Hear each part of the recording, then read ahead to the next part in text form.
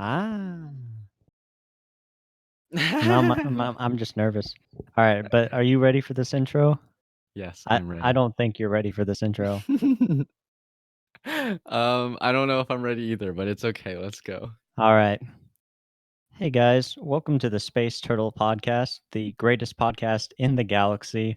I'm one of your hosts, Joey Garvey, and this is Joshua, hello. It was a beautiful intro, man. I don't know what you're worried about. that's I wasn't worried about anything. That's the I don't greatest intro ever. I don't know why you shot so low either. Why is it just the galaxy? Well, I was kind of going for an alliteration, like the greatest in the galaxy. Oh, You okay, I'm know, sorry. You're smarter than me. I apologize. it's just big brain talk that I only an got a infant little like you brain. would not understand. Damn. Um, What okay, an intro, guys. This is the whole yeah. we So got We gotta start with the space turtles, and then Joey's gotta flame me once, and then that's when we start the podcast. yeah, now we're really starting the podcast for sure. We're gonna talk about Good Will Hunting. Yay! It's been one of my favorite movies for a really long time, but the first time I saw anything about it was from one of these, top 10 kinda things, you know? Oh yeah. I actually get a lot of my movie recommendations from there, because I like the emotional highs, and I don't really wanna, "Hey, let me just try this movie and see if it gives me that emotional high." But yeah, during this top 10 list, they had these top 10 monologues of all time. Sean giving his good monologue about the Sistine Chapel. And I couldn't click on the movie faster, Ooh. man. Oh man. Joey just got choked up because we're talking about Robin Williams, and Oh yeah. Well, I he's a still think about national it. treasure. That man. But I don't. yeah. Could you imagine what it was like to be in that guy's brain? Like, what was he thinking about all the time? Like, half the time he was stuffed up with cocaine, and the other half he was just completely introspective and, like, super serious, but he was a comedian. But all of his best roles were arguably drama. Um, I love him. Yeah. Love him. I just think that's the thing with comedians, it's I think there's a correlation between being a comedian and being utterly depressed. mm. It Especially Robin Williams type of comedian, there's the types of comedians that, don't give a fuck about anything, and then there's ones that are, seriously, introspective, you know? the way I think about comedians is, like, they're really funny, but they're also, like, kind of philosophers in their own right, you know? Like, they're, like, always observing things that people wouldn't notice that we would just find funny. So, Mhm. they're always, like, thinking in different ways from us, and for some reason, I think a lot of them can get in a hole that way. I don't Yeah. know. Yeah, no, I feel that. That aside, since I shared my story, where did you hear about Good Will Hunting? How did Oh, man. what got you to watch the movie? I think I watched the movie because I had an algebra teacher that really liked it in the 10th grade, and I'd heard about it on YouTube and all that. Like, I already knew it was, like, really quality movie, and I was like, "Well, I can't let my algebra teacher see a movie that I haven't seen." Um, Shout out Mr. Trenfield. Yeah, so I gave it a watch, and the first time I watched it, honestly, I thought it was good, but I didn't think it was anything groundbreaking. It wasn't really until, like, the 3rd time I watched it, the 2nd or 3rd time I watched it, where I was, like, really emotionally invested and really thought, "Well, this is something transcendent, and this is something I really love." Um, so I thought it was interesting. It's one of those movies that just gets better and better through every watch. The first time I watched it, well, from the, monologue, that one monologue, I was looking forward to that monologue, the whole time, right? And so, once it hit, I was not disappointed, surprisingly, because usually, the whole journey there is a little bit different than I Uh-huh. expected, but it was really good, and it was really emotionally impactful, but, I felt like later on, it starts to, like, become just so normal. Like, the story becomes so, like, centered on these characters, and these characters seem so real that at some point during my first time watching, I was more into those kinds of, like, weird, personifications, perhaps like, Charlie Kaufman's kind of, like, writing style and that kind of, like, film Mhm. style, that's a little bit weird, and kind of forces you to look at life or some aspects of it from a different perspective. But, Good Will Hunting is just straight, like, people, you know? And at first, that was a little bit hard for me to look at it, like, step outside myself and look at the film, solely as, like, those characters and not, like, put my own lens on it and everything. Yeah. And so that goes especially with what we hear earlier about, like, the "It's not your fault." That part, Yeah. like, that did not hit me as hard during the first time, and I know if a lot really feels bad because, it's such a good scene, but when I first watched that scene, I was like, "Well, okay," you know?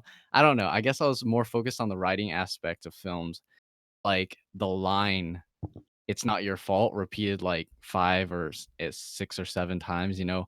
I was like, okay, I guess. I mean, the acting carried it kinda, but I don't know from a writing perspective. And I think, after watching it a couple more times and letting it sit for a couple more years, it it became more of like a journey than a line. And I feel like I started to watch the movie um more outside of myself than I did before. And so I feel like that love for this film grew and it just keeps growing. I bet if I watched it again right now, it would get even better. Yeah, I think that's one of the things I love so much about it actually was how the movie's about a super genius, but it's so mundane and it's so real that it's kind of like an oxymoron inside of a movie. I just thought like everything in the performances, it just felt like normal and these characters were just living their lives. Even though there were like maybe 3 or 4 monologues in the movie that are all like my favorite part of the movie, and everyone gets their own monologue, which is great. I think the actors did a really good job um inhibiting these characters and just making them seem like so real that you could empathize with them so easily. Like for example, Matt Damon when he's talking to Ben Affleck, like that seems like it would be like how anyone would talk to their friends. Mhm. How human the story is when it's such a superhuman kind of intellectual that they're portraying. And I really like the way that they went with the character because um, it gave a lot of nuance to someone who grew up in a poor neighborhood but was so smart and That kind of contrasting effect of like the I wouldn't even say class, but more like the way you're raised or the environment you're in as like a child, and that like led you to who you are now. I think that was so focused on as like a theme or like a revolving, like how where the narrative revolves around that the genius part of it, like on this, I don't even know. I think it's more than three, but let's just say my third watch of the film. I barely even noticed, like, the genius part of it. Like, yeah.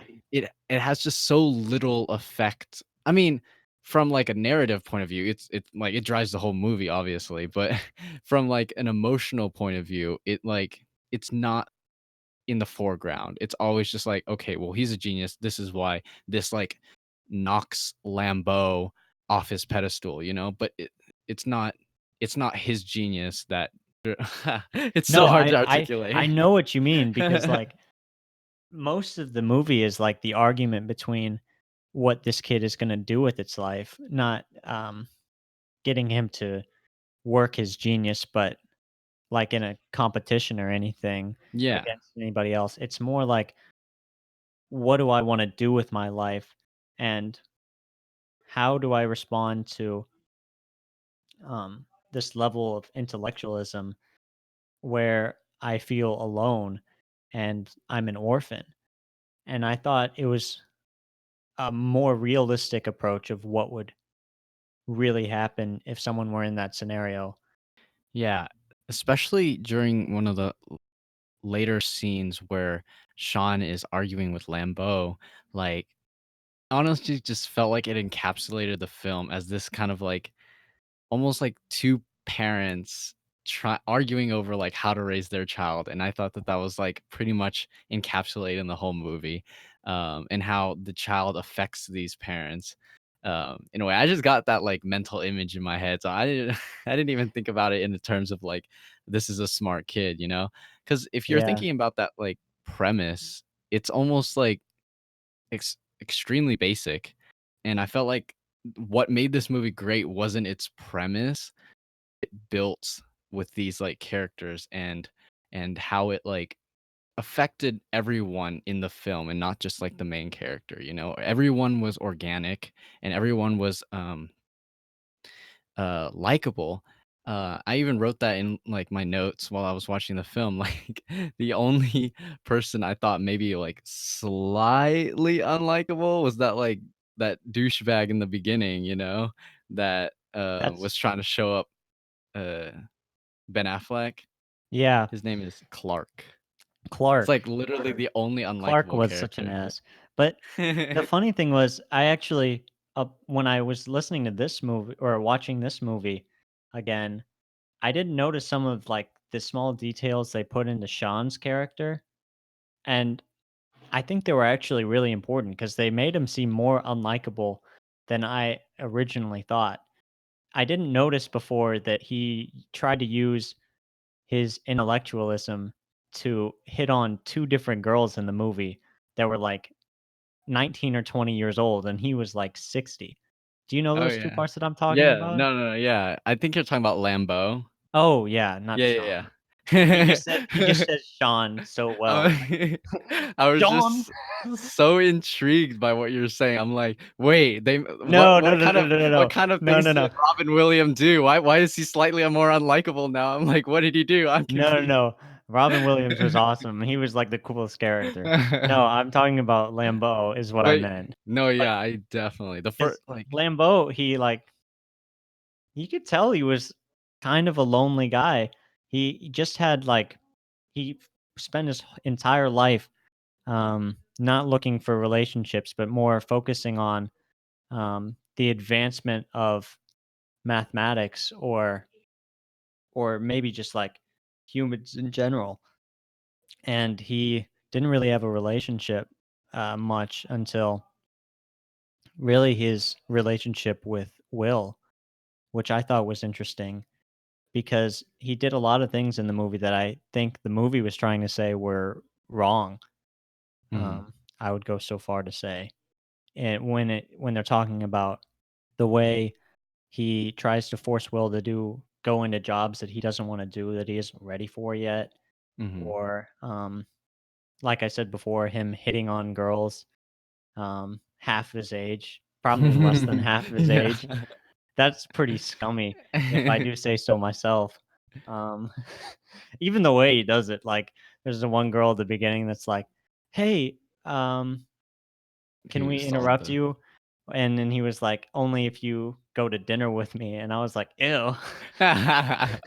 Yeah, and I remember the second time too, it was right after the, first, session with the psychologist where he called gay, and he was like and as the guy was gonna storm out, you can see, she's, like, sitting, legs, like, folded Yeah, together on the ground, and he's, like, cross-legged with his leg, like, on another chair or something like that, like yeah, no, it was kind of funny to see because I didn't really notice that the first time I saw the movie.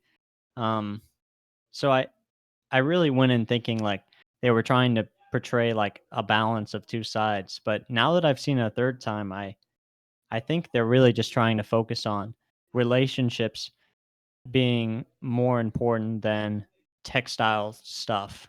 And like, because like the ending ends with him not getting a job, but just following a girl across the country, Mhm. um, which I thought was an interesting ending, That one that the movie was kind of going towards the whole time. that's a really interesting interpretation of the movie, and I totally agree with that.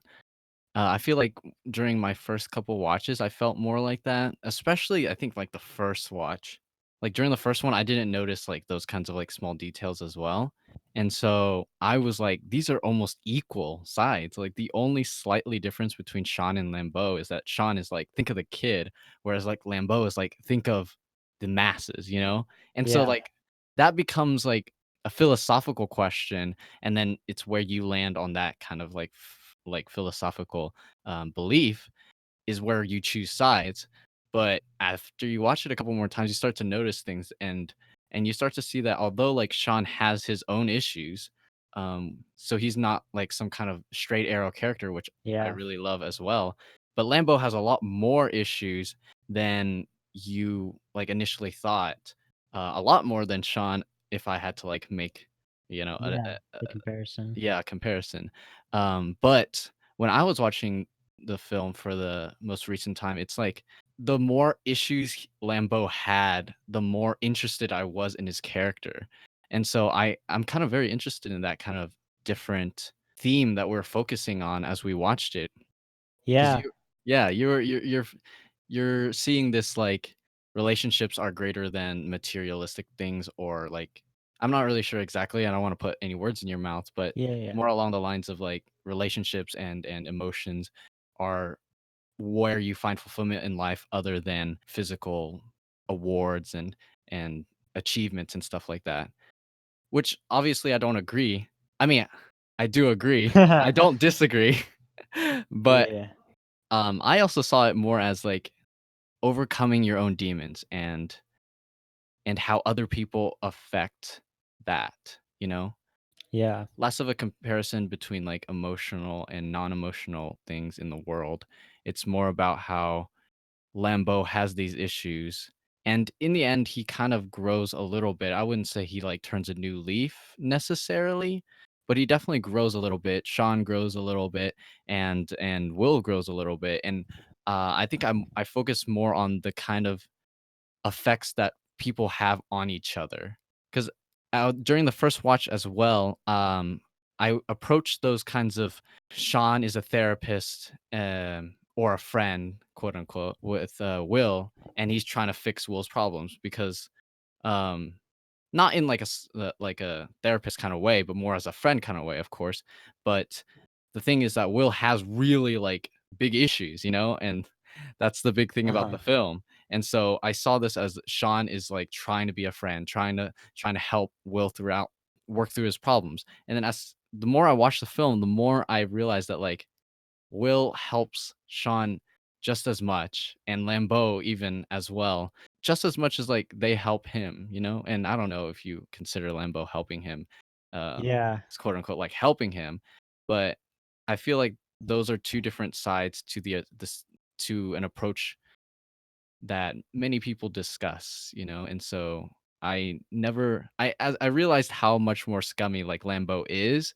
but it almost adds to his character in the sense that he's more flawed, and so now it kinda sounds bad, but whenever people are really flawed, but they're not, like, too unreasonable, I always identify more because, I don't know, I guess I just see a lot of flaws in myself, and so, like, when people are like, I love Sean as a character, but he's so good, you know?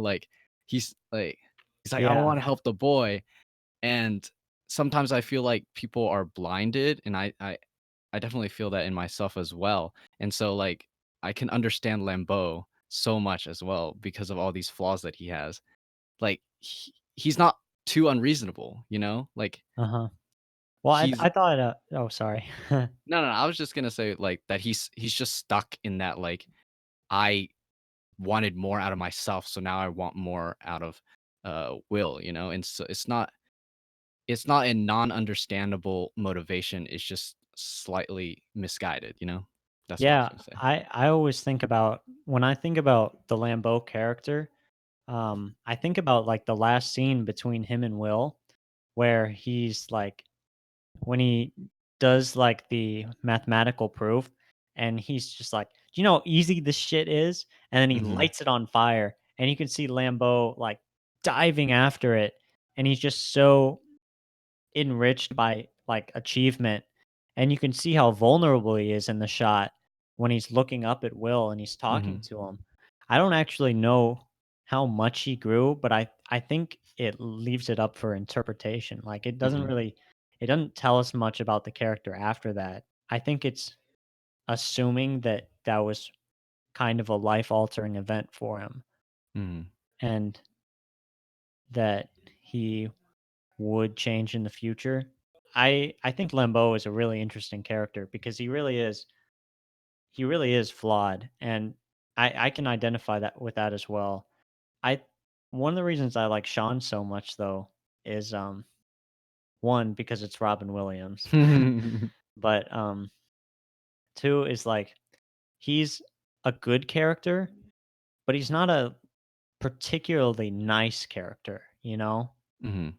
And I think one of my favorite thing I think my favorite monologue in the whole movie, I love that "It's not your fault." Like, that's a great scene, and it's the most famous scene in the movie. Mhm. But for me, I love the scene so much when Will, has that first meeting with him, and he just tears him to shreds because he sees a painting. Uh-huh. And then they go to the second meeting, and Sean just lays it on this kid. He's like, you're talking about all this stuff, but you're just a fucking kid and you don't know anything about life and you're just scared and lonely." He's not afraid to tell Will everything he doesn't want to hear, but he's always open to listening. And as a major, I want to be like a counselor. And I feel like I really empathize with that because it shows me like what it means to be like a friend in a relationship or like being real with someone. Sometimes you want to tell them what they don't want to hear because you believe it'll better them. And I thought it was a really, really cool role model. Um, when I was in high school, I really thought about him a lot. That's definitely a very pivotal scene as well. For me, um, I just thought it was, like, a really good flex. I mean, not that Sean was trying to, like, flex his biceps or something. I don't know. During that scene, I was just like, "Oh, like, do you lift weights?" Like, "Yeah, I lift." Like, "What's your bench?" Like, I'm like, "250." I'm like, "What the heck? 250?" I'm like, Oh, that "Jeez." was so funny. I love that part so much. "What do you But bench?" "250." "What do you that's bench?" so And he much. just moves on. Yeah. But that's kind of what I found out from that scene as well, and I think that's good that he stood his ground almost on, like, a just written as, like, an outburst or if they had this in mind, but, definitely, like, he was able to hold his ground, and although he kind of, like, got lost in his emotions a little bit, it showed that he wasn't gonna be, like, knocked over like all the other, therapists, that that they went through, yeah, yeah. Yeah.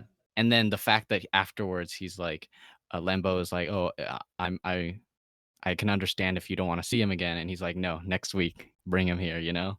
So that adds that relentless and, like, he's not gonna be pushed over, you know? Yeah, Um I think to me, he really struck me as, like an Atticus Finch kinda character, like from To Kill a Mockingbird. Mhm, That yeah, kinda guy that's like, he's stern and he's serious, but he's like role model kind of character mhm, where it's like the kind of character that people wanna look up to and wanna be.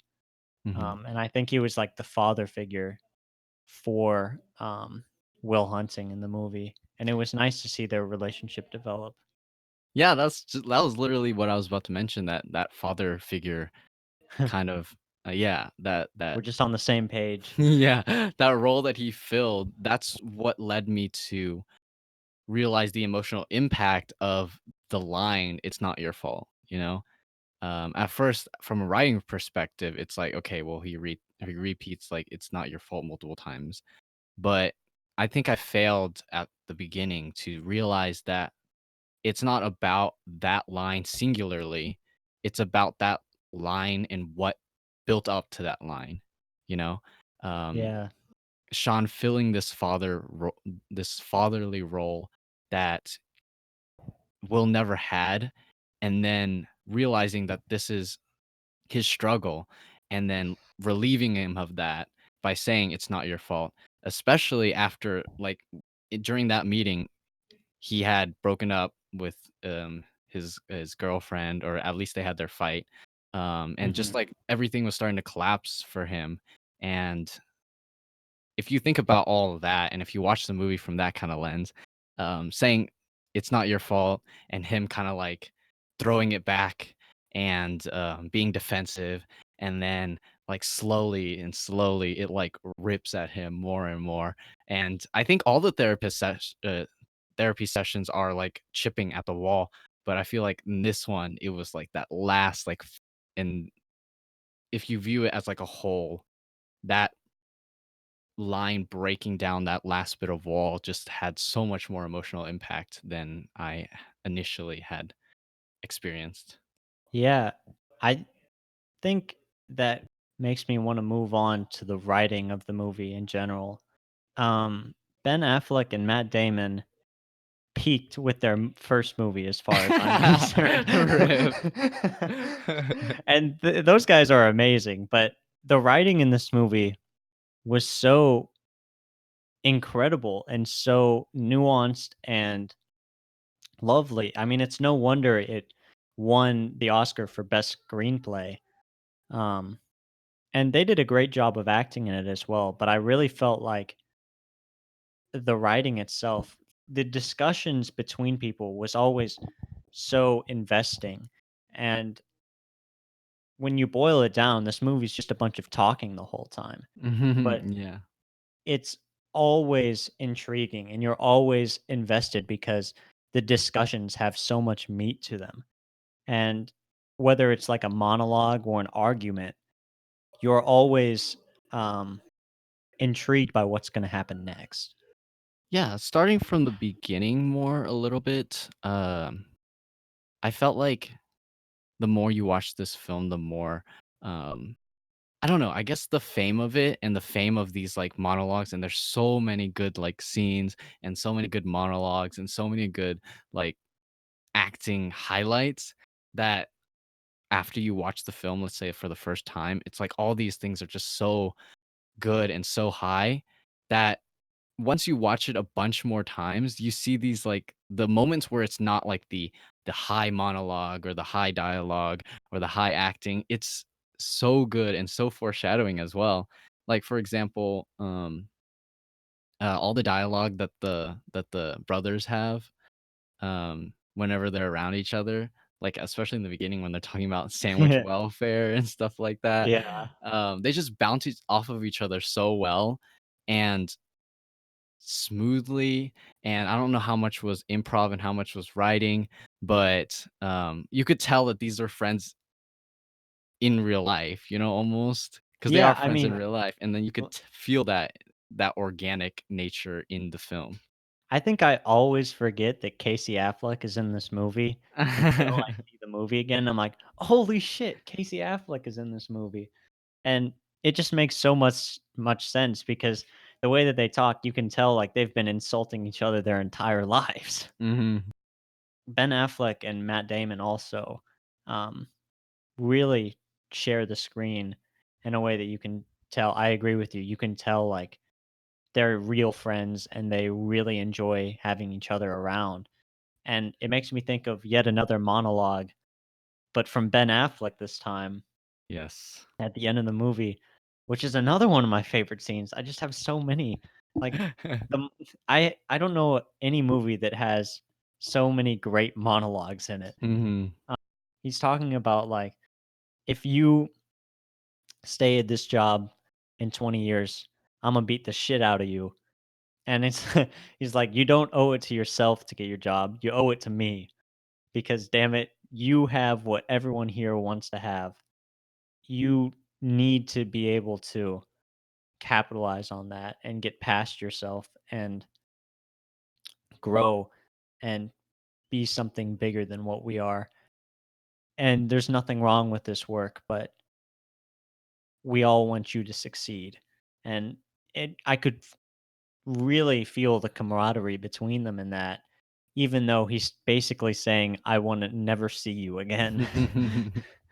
And I felt so much joy for Ben Affleck's character when he walks the door and he finally sees that he wasn't there anymore. Will wasn't in the house anymore. That moment when he knocks on the door and he looks in the window and it's empty in there. That is my actual favorite scene, which is a little bit cheating since it's at the end of the movie and it's the ending scene. And so, you kind of get let off with that kind of high.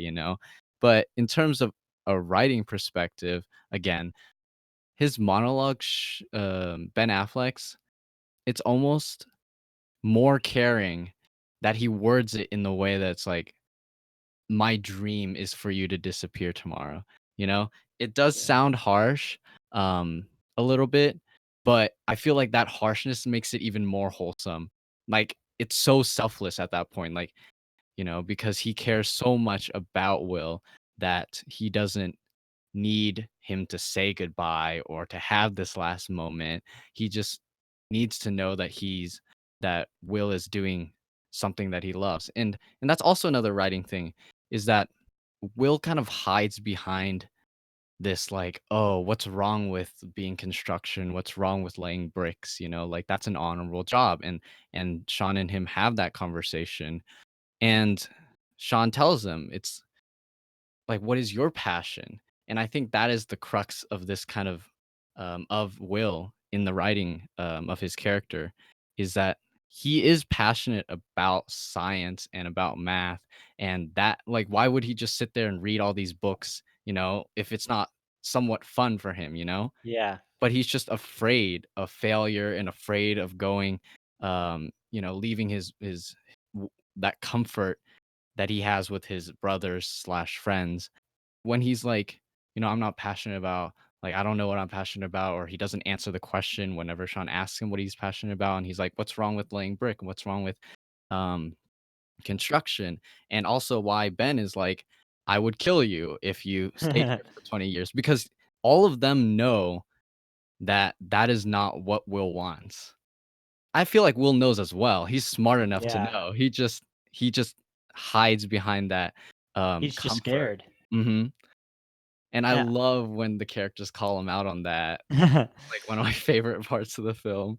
Honestly, I think all the best parts of the movie is when Will gets roasted. Yeah. It's Well, just honestly, because he's just a smart dude, so, like, you kinda feel like, "Ah, yeah," the little satisfaction there, you're like, "Yeah, bro, get put in your place, stop being so cocky," you know? well, yeah, and also, I not even just Will getting roasted, I just think they're really good at roasting people in this movie because we haven't talked about the beginning part yet really a lot where that Ooh, cocky guy what's his you said his name at the beginning of it, what'd you say it was again? Clark. It's Clark. Clark, yeah. This loser just gets pummeled by Will, who just academically beats him down to a pulp. Yeah, we gotta get the biggest flexes in movie history, make a video on that, 'cause Yeah. "Hey, do you like apples?"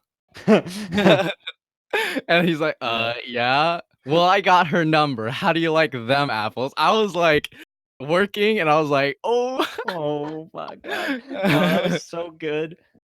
Oh, That's, like, one of the biggest flexes in movie history, not gonna yeah, lie. that might be number 1 on my list. I don't really keep a tab on them, but I know that's at least top 3. Um, Yeah. but no, I think just for me personally, I get a really emotional reaction from large displays of loyalty. That's kind of like what hurts my heart. Aw. So when Ben Affleck does that monologue, it really like it stuck with me for a while. People like those, they just like they make me feel all good inside. Yeah, and that's kind of acting too, for the supporting characters, like, Ben's, like, smile and his smirk, it just I don't know, he was casted as, as the guy in Gone Girl because of that smirk, but, I Yeah. just felt like it was so endearing in his, at His least name is Chucky, by the way. Chucky, what? Why is that what? That's such a weird name, what? I know, I didn't know his name was Chucky either, it's just that's what it says. I didn't know Yeah. that. But when he knocks on the door and he smirks because he doesn't and then he walks away and he, like, raises his hand like, "I don't know where he is." So happy about that. Um, I feel like that, like, elevated the character into a more, like, um, loyal and more caring, especially the acting by the Skylar in their fight scene was so like, I mean, Matt Damon was really good too, and his yelling and, like, he, like, went off, but her, like, vulnerability, the characters that, like, influence Will majorly in the film, these characters that let off this humble, genuine vibe, like Sean and Skylar, and then you Yeah. have other characters like Lambeau, who is, like, this pride, he has this, like, armor of, like, ego, you know? Mhm. Um, and so Skylar's smart. She's not, like, anything to scoff at, but obviously she's not as smart as Will. Yeah, she's a hell of a lot smarter than me. I know, same. All I do is sit around and talk about All the movies. Feels all the bad. people in this movie are super duper smart. Like, I gotta But read a book. yeah, but she, like, wanted to meet his family and wanted to meet his friends, and then she, went to that lunch or dinner, not exactly sure, with Will and his friends, and she's telling that story about, like like, blowjobs and stuff like that, Yeah. you know, that type of vulnerability, even though she's rich, but like she says in their fight, like which is so impactful too. Oh, the writing, god.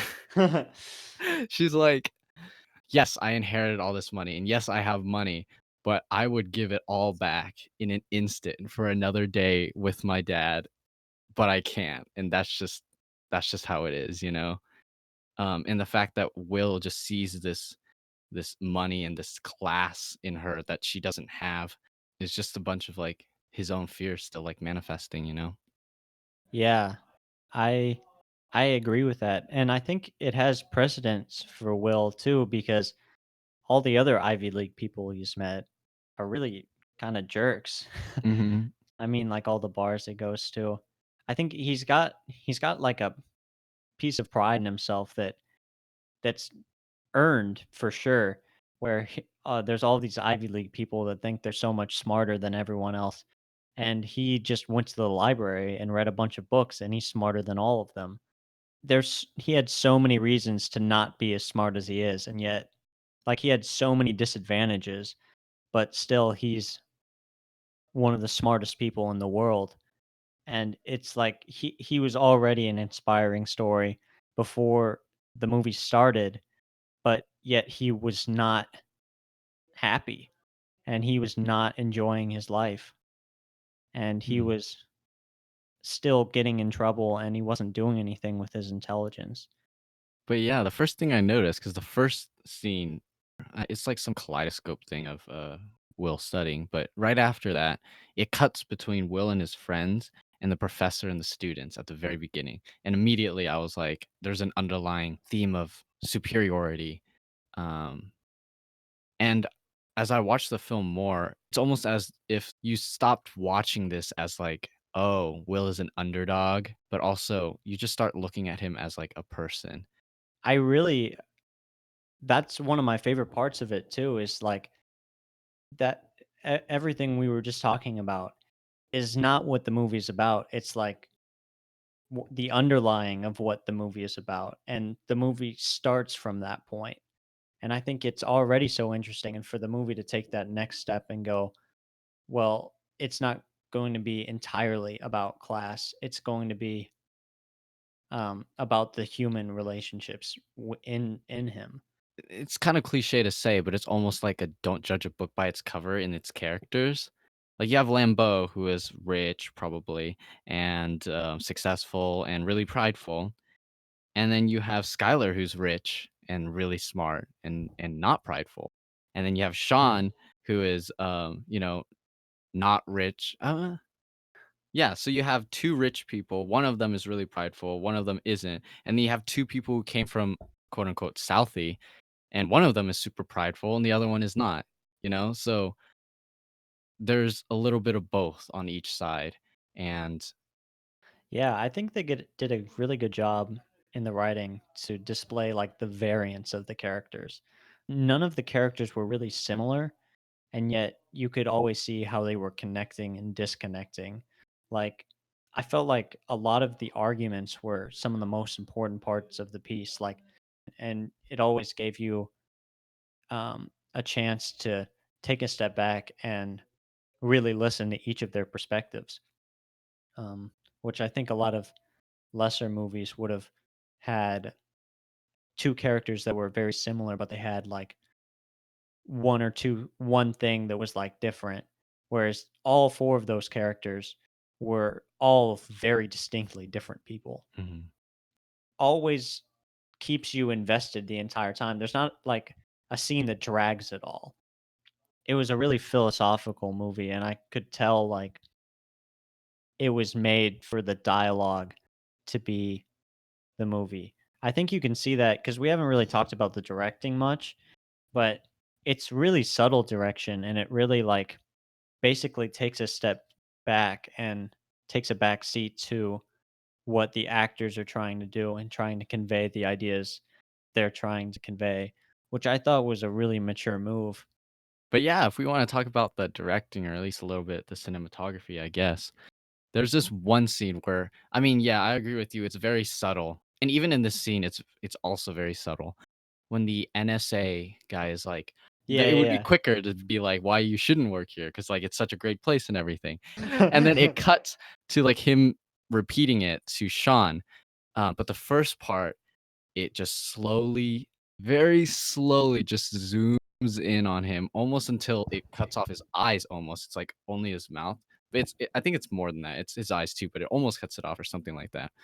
And that first part of that monologue was when he was talking about how, oh, if I do this, then it's gonna affect my friends because blah blah blah, gas prices rise, blah blah blah, and it's gonna affect my friends.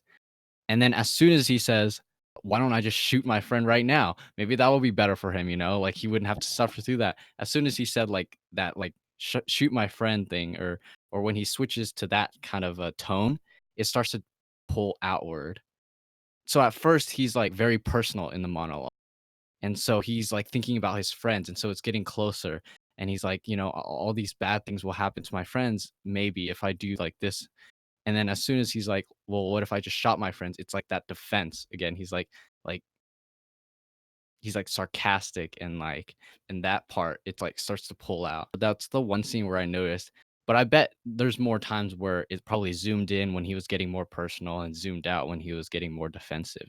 But in that single monologue, he was both personal and defensive, and the cinematography highlighted that. And I noticed it in that one scene. So Yeah, that's really cool actually, because I noticed it zooming in and out, but I really didn't catch, like, what the perspective meant, and I didn't notice that before. That's really fucking cool. well, yeah, that's all my guess or like that's what I feel is what they're going for. Yeah, no, Could I be can wrong, see of that. course. I mean, and also, like, it zooms out just in time for you to see, Sean's character start to respond to it as well.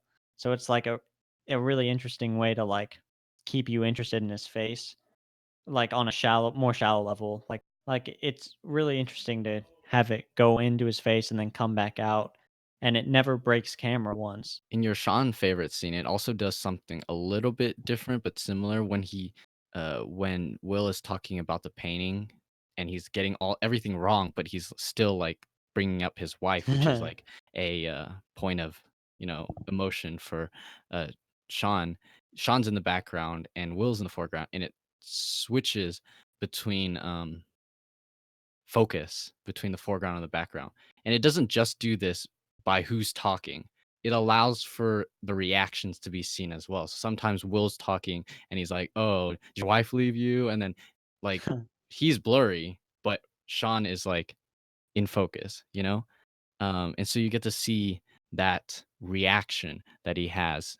Yeah, that's one of those things that I really like about Gus Van Sant in particular is he's an actor's director and the way that like he's always looking for a way to better the performance where he'll stay on a camera and he'll let an actor really chew in the scenery and chew in the scene to give them a better kind of perspective.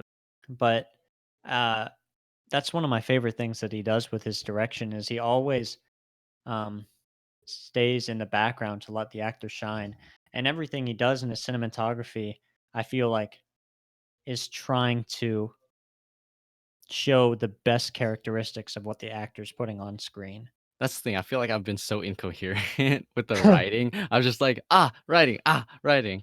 But definitely if we're gonna shift a little bit into these kinds of other scenes that aren't exactly talking, 2 in particular really shine for me. It's the one in the very beginning where they get in a fight with those guys in the basketball court, Oh yeah.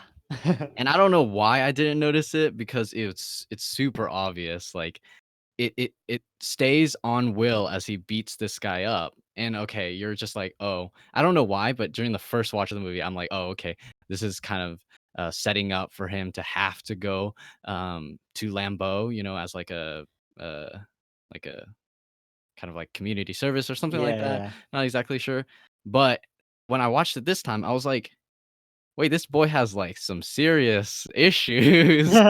Set up from the very beginning, from nothing but watching him just beat up this guy unnecessarily, like Yeah, I thought it was a cool like double meaning to the scene because it's showing you that he's got a great heart, but that he also has some serious problems that he needs Uh-huh. to deal with. Because Yeah. they were talking about those were some guys. I don't remember specifically what they did, but they were like I don't know, maybe Harassing some catcalling or girl, something. yeah. Yeah, and he's just like, oh, we're gonna beat him up. And I was like, that's pretty cool, but then he just goes a Yeah. little too far and goes a little Yeah. violent, clearly getting his anger out on something that was more than just a morality. He just kind of wanted to beat somebody up.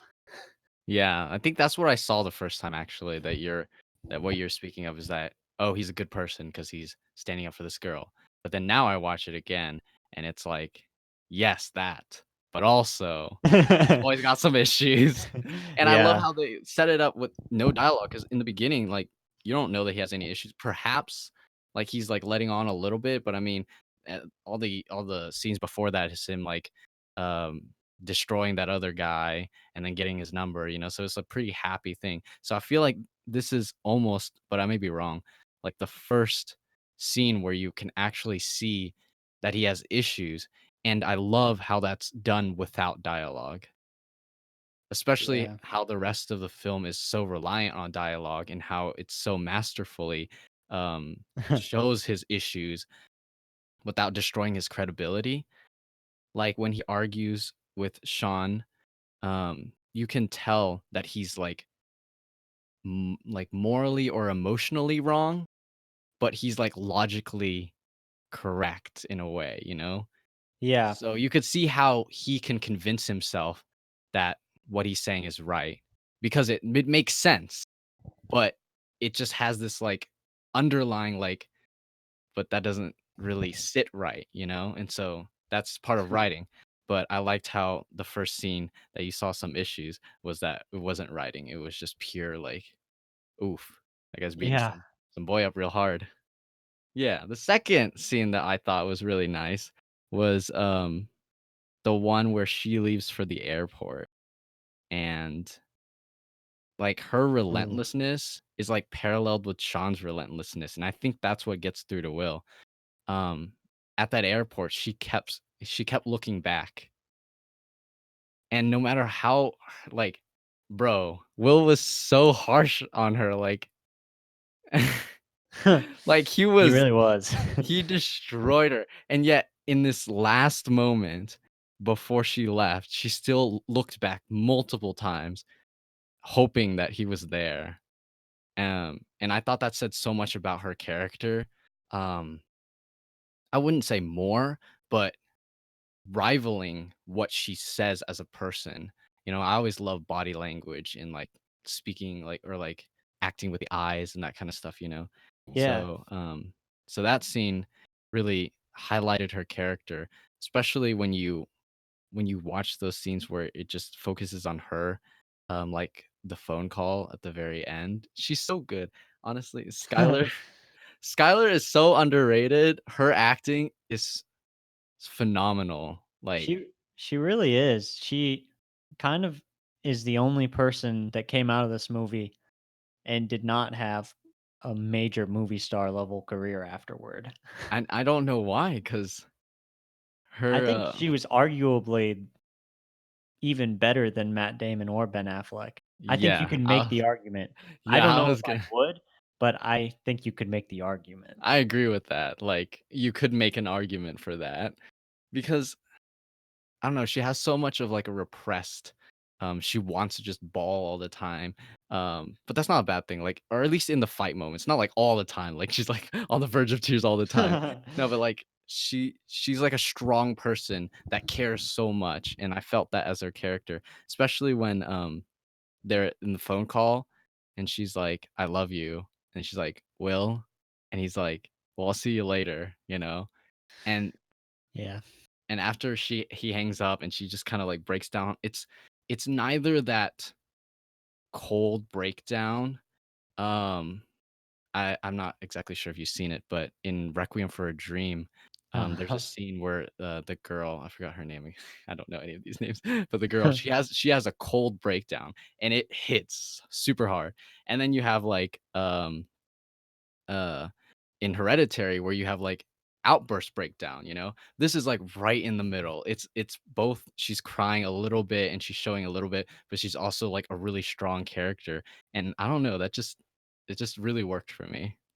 Yeah, I like the way that they set her up too because it's not like she was without loss in her life either. Like she lost her father as well and she was clearly looking for a connection um to replace like the sense of loss she had for her father cuz they Mhm. don't really say in the movie when she lost her dad, but it was clearly a part of the way she was acting and talking and she was looking for a connection with Will, and she wanted it so badly, and she really believed in Will, more than maybe anyone else in the entire movie, um, and that I feel like when Will just so disrespected her, um, Ooh, I you could understand why someone would be ugly crying like that, you know, yeah, because it was, such a testament to how hard she was trying to help him, yeah. and she just couldn't. It had to be him. Mhm. But the fact that she had hope still for so long, like, she picked up the phone when he called her to say goodbye, and she tried it again. She's like, "I love you," and he's like, "See you later."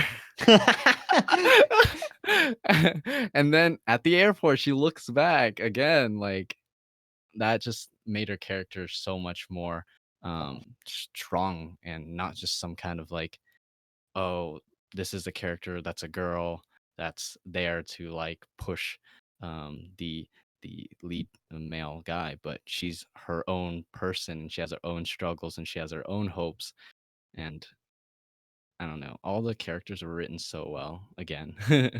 I mean, that's basically the gist of this podcast is the writing. Wait, we're talking about the acting too. The writing and acting Yes, but I and mean, everything. we touched Actually, on cinematography, so big brain, we're yeah, good. yeah, yeah. We're technical too.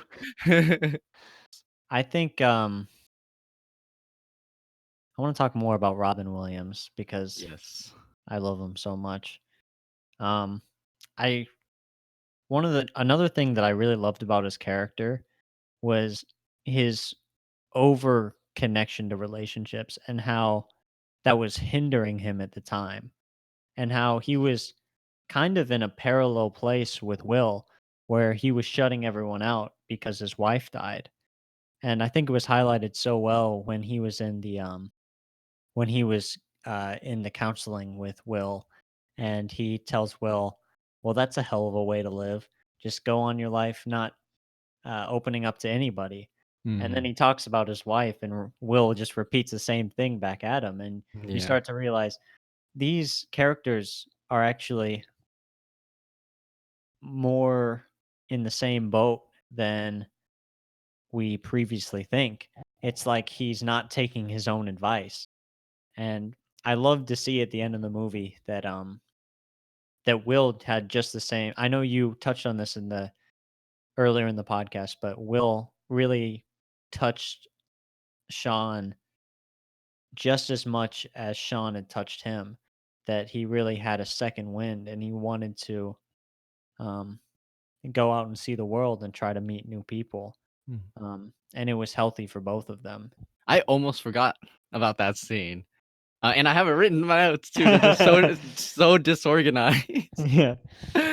But I I totally understood your whole like relationship theme before, but for some reason when you just said that line right now, I was just like, oh, that makes so much sense. That like that like because I viewed it more as like a oh well they're affecting each other, but when you were saying like when he flipped the line on him, Robin Williams or Sean is so reliant on relationships, um, that it's like a crux of his character, and I was like, "That makes so much sense." I'm like, "Oh, yes. So satisfying. Yes, thank you." It's like Like it's almost as if like um what the movie wants you to believe are his greatest character traits are also like his greatest flaws. because we Which always find that honorable. We're like, "Oh, he's faithful to his wife," but yeah. I think it really is both. Like he's so faithful yeah. to his wife and he's so loving Mhm. that he can't imagine having another relationship because this one was just so important to him. I don't know how he does it, man. He's just so serious but he can become so intimidating like when Will was talking about the boat, and he can be so like stern and caring like you were saying like Yeah. Atticus.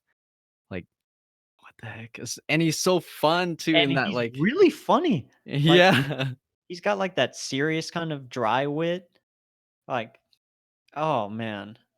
Like the baseball scene and then the farting scene, those two Oh, just the come to mind. baseball scene. He's Oh like man, ah that's another one of those scenes that just oh, my he favorite. describes it so extravagantly. He's, like, running around, he's like, "Oh, and it goes over and everyone's, like, storming the field, and it and then it was like, "And did you storm the field?" And he's like, "I wasn't there, bruh." And I was like, Yeah. "Wow, wow, that delivery, wow." Yeah, he's like, I don't know. He was running around and he was having so much fun that I was having so much fun, and, like, even though I knew that he wasn't on the field, I was, like, almost in Will's shoes where I'm like, "Yeah, he was on that field," you know? Yeah, this is one of those movies where I after I saw this movie, I went back and saw like 4 other Robin Williams movies in the same week. And I think it was mostly because of that baseball scene. Like the kind of energy that he can put, like he can give you such a high just by the way that he talks. Um and he does the same thing in all of his other movies like um Good Morning Vietnam, the kind of energy he has or it's a different kind of energy, but Insomnia also has like an like such a passion for whatever he's talking about. Like you can't Mhm. help but listening to what he's saying. And it's just like it's just a Robin Williams thing, and I don't think it can ever be done the same way. And I'm so sad that he's gone. I know, but My favorite. I wanna know I wish like, I need to go one day and just watch, like, the entire film process because I wanna know so many other things, but specifically what we're talking about right now is how much was he involved in, like, the writing of for example, the farting scene because Oh, yeah. it has his charm in it. You know, he's Yeah. like, she farted and then woke up the dog and then woke her up and she was like, "Why'd you fart?" And then Will's like, "That's so funny. Like she farted so loud she woke up herself and then she blamed you." And then they just started laughing and I'm like, "That's so Robin Williams." But that's Yeah. also so like his delivery is like so much of it. Now that I think about it, I think if you guys wanna go listen to Beyond the Screenplays podcast about, Good Will Hunting, a little bit of my memory just, like, sparked up. I think they Uh-huh. talked about this, and I think that they just had the 2 characters sit there and Robin Williams try to make Matt Damon, like, try to make him laugh. And then whatever they had like, whatever work they used. So it might have been, like, entirely written by Robin Williams, that scene. Yeah, for sure. I mean, if I know this isn't the movie that we're talking about, but if I could make a recommendation, they have a documentary about Robin Williams called Come Inside My Mind. Um that's out. I don't know where it is, but it's a documentary about Robin Williams' life and where he started and throughout his film career and like the way he thought and his energy. And it was a really touching documentary. Um, for the four of you out there listening, you should go give that documentary a chance because it's really something worth watching. The last thing I wanna say, from my side is also that, by listening to the Beyond the Screenplays, discussion about it, they have a lot more, information about the writing of the film and not just like, "Oh, this made me feel good and this worked really well," like I'm doing, but, I think they talked about how the film originally written and pitched, the screenplay, was not even about, a genius and a therapist. And I feel like in that writing process that we all have, if we, or how we view movies, even if we're not like a writer or anything like that, we um, see this kind of perfect um, end product. And me and Joey here are just talking about like, oh, this is so perfect. Oh, that is so perfect. Um, and it didn't start out like that. I mean, I may be wrong about the details about it, but I definitely know that they talked about how it was a radically different movie. I think it might have been a sports type movie, but Wow. I'm not exactly sure on that. It's a whole process and a whole team effort of getting this film to where it is. Robin Williams was there, of course, Matt Damon and Ben Affleck, who wrote the original screenplay, also was there during the process, and I bet the director and, how much of a collaborative effort it was. I think I'm just kinda saying this for me or for me and Joey, Uh-huh. because I wanna make films, and I always feel like these films that turn out so perfect, it almost feels like you need that first draft to be perfect or it kinda discourages you, um, as, like, a writer or a filmmaker or a director, or even an actor or anything like that.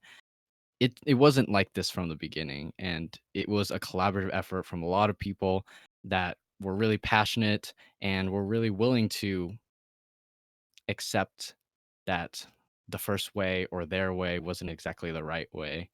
And so tying into the theme of the film, you don't wanna always have that pride or that, like, need for perfection, or that fear of getting started. I think that's the thing I mainly took from the film, not even just from "Oh, I wanna be a filmmaker," but even as, like, a person. I identified so much with Will and how scared he was to do anything, you're afraid of heartbreak or afraid of failure, or afraid of getting made fun of or anything like that. That's really what Will was going through the whole time, and he was a Mhm. genius. Sadly, I'm not a genius, so I don't have people, like, being like, "Ah, go," like I mean, I guess that's a bad and a good thing, I don't know. I don't have people Yeah. meddling in my life, but, also I'm not a genius. Whatever passion you have, go for it. I'll assure everyone. that I'm still very much having the same mentality as Will had in the beginning. But it's good that a film allows you to see that once in a while. Look at yourself and be like, these are some things I can work on. Before we close it up, I have a question for you, and it Hmm. might be pretty tough. Do you have anything about this movie that you don't like? There's this one kaleidoscope thing, and it's not that I don't like it, I don't understand it. You talking And about like the opening credits? the opening credits and the end when he sees his dad, like when he's saying like, uh, yeah, I had to like my dad would make me choose between like the belt or like crowbar or something like, or not crowbar, wrench. And then he's like, I would choose the wrench, blah blah blah. That scene, it Oh it yeah, it it, it goes back to his father like walking up the stairs, and then it goes into a kaleidoscope, and I'm like, what does the kaleidoscope mean? What does it mean? yeah, that was That's funny. literally the only thing is because I'm not sure about the meaning of that.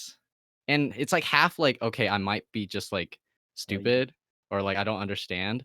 Or the other half, it might be that like it's a little bit convoluted in a filming perspective. So it might be a um a flaw if I find out later that it's supposed to mean this and I was like, nah, that doesn't make any sense. But Yeah, right now it's just more like I'm confused. Please I explain. I actually like that line where it's like Robin Williams is like, "Oh well, you'd have to go with the belt." Yeah. Nah, I went with the wrench. Cause fuck Why? him. 'Cause fuck 'em. Yes. That's why. That's the Yeah. kind of mentality. Um, That he eventually adopts in the very end. yeah. But what about Um, you? Do you have any I was trying to issues? stall until I could think of something I don't like. Um, I honestly can't think of anything. And this is gonna I feel like this is gonna start being a trend. This is why, when we start selecting, like I selected Amelie and then it'll be your turn. When you select something that I've never seen before, I yeah. definitely feel like we're gonna be able to have one of us that's like, "Oh, this film's perfect," and pointing out everything since we've seen it like 10 times, and then the other person's like, I didn't really get this the first time, you know? So we'll Yeah, have I a or I good didn't like. Yeah. yeah, or I didn't like So we'll have a good, mix opinions going on after this one. This is, Yeah, hopefully the last super fanboy both of us one. mm, I didn't like how I felt after I saw the movie because it emotionally wrecked me. That's what I didn't Mhm. like. Um, Yeah, well, if you guys didn't, um, really so we usually choose, like, 2 of our favorite aspects, but obviously in this one, it's both, acting and writing. Hopefully, yeah. you kind of got a little bit of that listening to everything. Hopefully, you didn't get any other type I mean, we talked about cinematography a little bit, but that was just, like, we noticed other things. Yeah, we slightly went into a couple other things.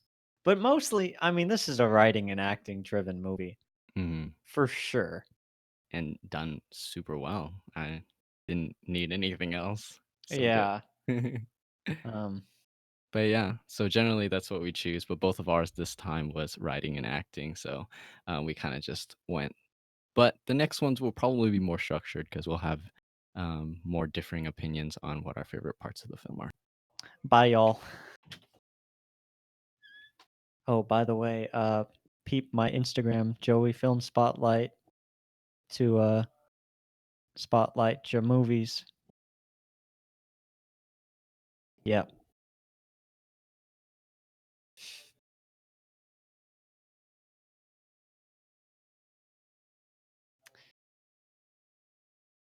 Well, it's just you and me, audience. My fantasy football team is doing trash.